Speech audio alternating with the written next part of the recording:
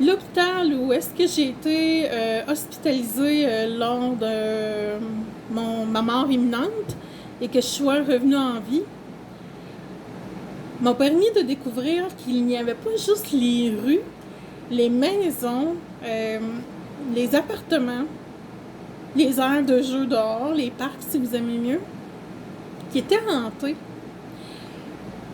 Il y avait beaucoup de jeunes enfants, vraiment de bébés, que j'entendais pleurer. Mais quand j'ai réappris à marcher en tenant le poteau avec les roues, là, en tout cas c'était un poteau avec les poches, je marchais avec ça. Puis j'entendais des pleurs d'enfants. Je me retrouvais où est-ce que l'enfant devait être là physiquement, mais il n'y était plus. C'était seulement l'âme de l'enfant, les résidus, les énergies de cet enfant-là. À chaque fois que je passais, ou presque, évidemment, c'est pas dans toutes les chambres qu'il y avait des entités, mais à chaque fois, je passais devant le cadrage d'une porte. La porte était ouverte. Je regardais, il y avait soit un grand-père qui était pour accueillir et calmer l'enfant, son petit-fils, surtout celui que je me souviens. C'était un petit garçon, il était extrêmement malade, je crois que c'était la leucémie. Plus de cheveux, rien, très faible, mais vraiment faible. Malheureusement, je savais qu'il était pour décéder. L'énergie des gens, vous allez le... C'est plus facile quand on est médium, ça veut dire de voir les personnes décédées, mais de voir qu'il n'y a plus de vie dans les yeux des gens ou des enfants. Il n'y a plus cet éclat de vouloir continuer à vivre, de vouloir faire les choses, de vouloir se battre. Comme dans son cas, il était fatigué, mais il était dû pour partir aussi. Cet enfant-là avait pris un contrat de courte durée, comme on dit.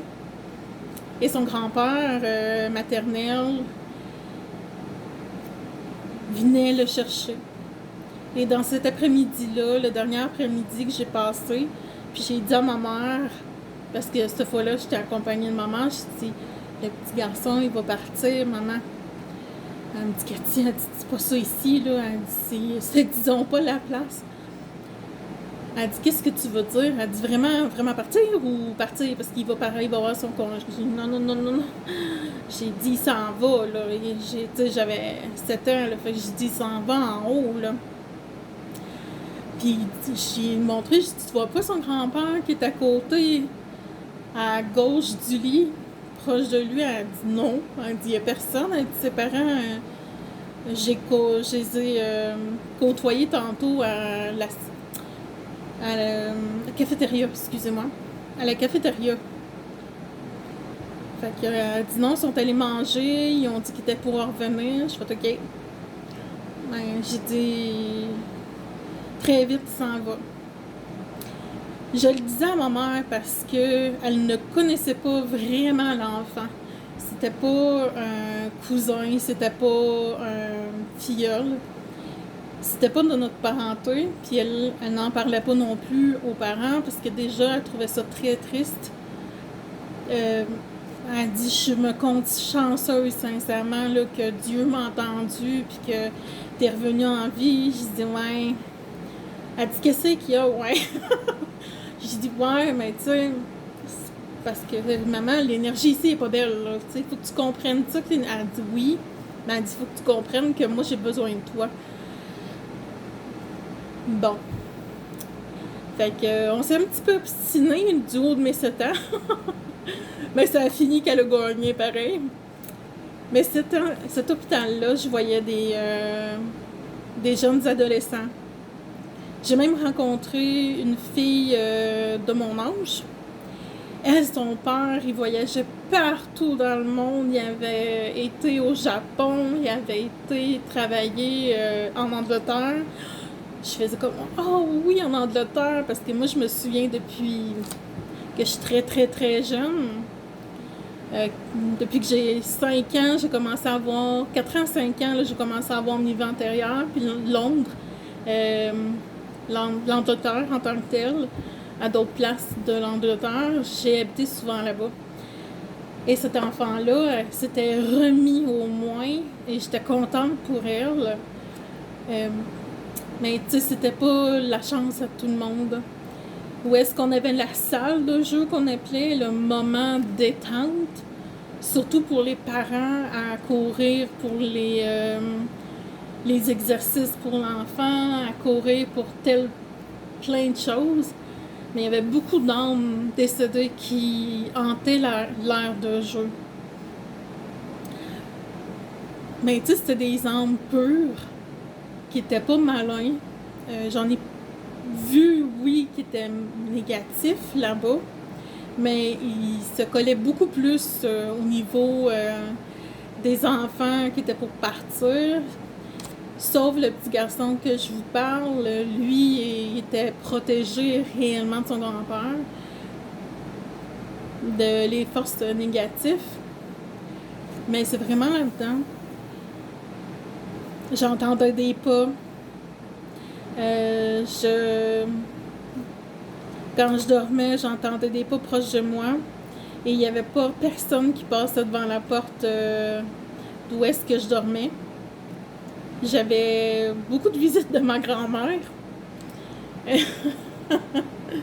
Surtout l'une des fois, j'étais assise dans mon lit. Je commençais, là, je venais de me réveiller, de revenir en vie. Ça faisait une journée, 2 jours. Et ma grand-mère, il y avait tout le monde, ma famille, mais ma grand-mère était en arrière de tout le monde, elle faisait comme coucou. Puis là, je disais salut à tout le monde, je disais par télépathie bonjour grand-mère. Et te voilà, parce que ben, elle dit ben oui, elle dit c'est moi, elle dit, tu le sais, elle dit je te l'ai toujours dit, puis je te le répète, je vais toujours te protéger, puis je t'aime vraiment fort. Fait qu'elle m'a redit ces mots-là, qui m'a touchée énormément parce que j'avais besoin sincèrement de l'énergie pure. Et malheureusement, j'étais revenue dans mon corps. Donc, sur Terre, l'énergie, elle l'est à certains endroits. Je dis pas que tous les endroits sont négatifs, mais l'hôpital, que ce soit là-bas, un autre, partout dans le monde, c'est lourd comme énergie certaines fois. Ce qu'on compte chanceux, c'est qu'il y a des gens comme moi qui vont nettoyer les énergies des hôpitaux quand ils se rendent là-bas. Donc, ça fait un auto-nettoyage d'une certaine façon.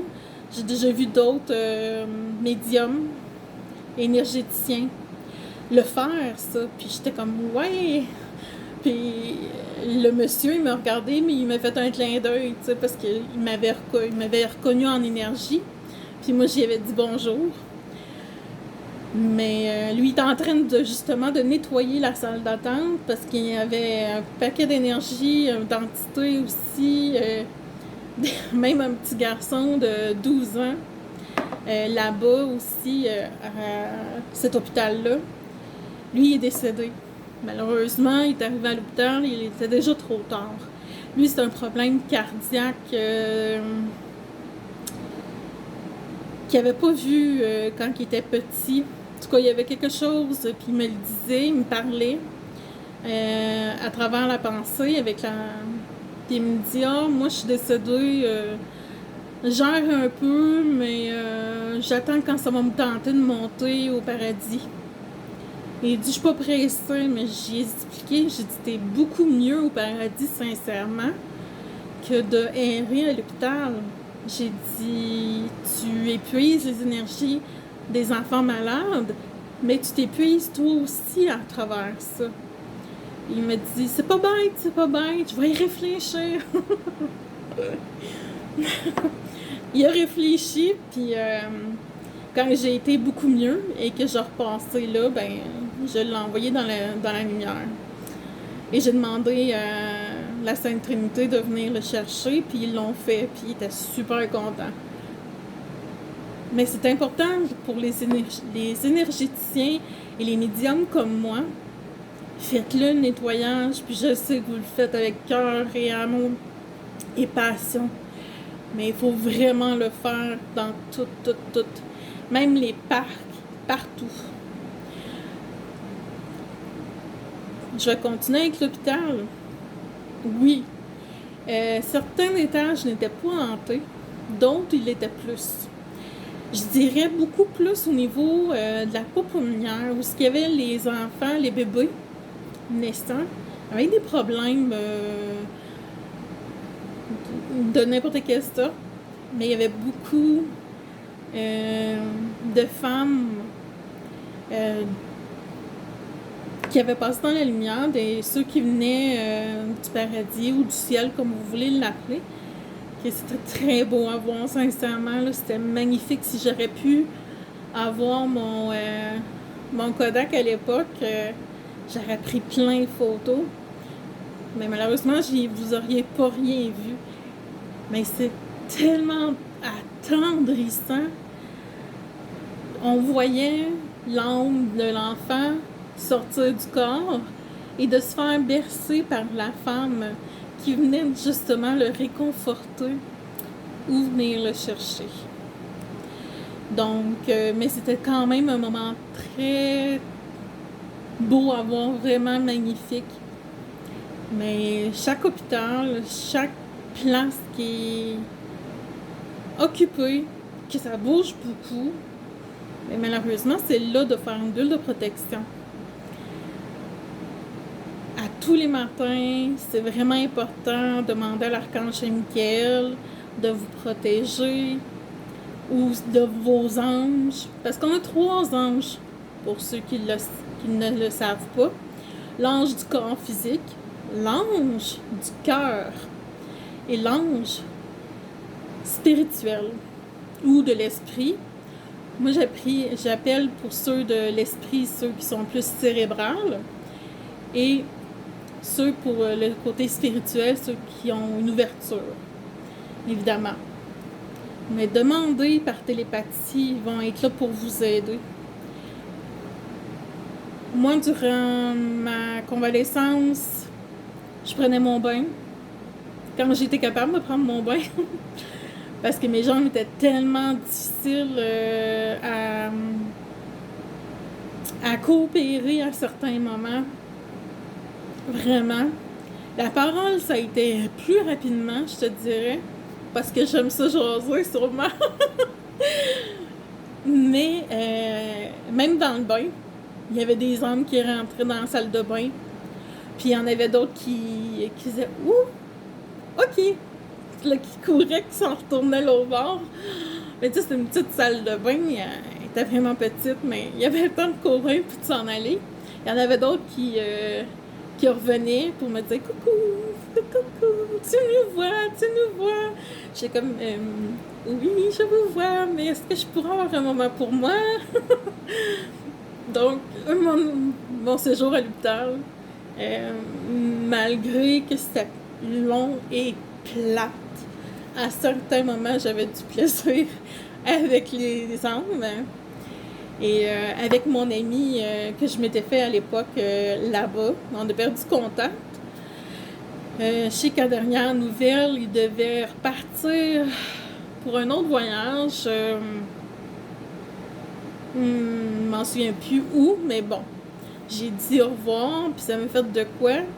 Le pire, elle aimait les expos de Montréal, et moi, j'étais mordue des expos de Montréal, autant que les Canadiens à l'époque. Et j'ai eu la visite des joueurs de l'Expo de Montréal. Et écoutez, j'étais folle, trop contente. Il nous avait tout donné, puisqu'il avait été voir tous les étages. Il avait pris une journée complète. Puis c'était vraiment... je sais qu'il devait être payé pour ça. Mais c'était tellement... L'énergie avait changé radicalement, plus positif. Les enfants étaient... Il y en a qui dormaient trop dur à cause des médicaments. C'était difficile, là, sincèrement, à se faire réveiller à toutes les heures de la nuit. Mais tous les enfants avaient eu les petits drapeaux, les ci, les ça, les épinglettes, là, casquettes,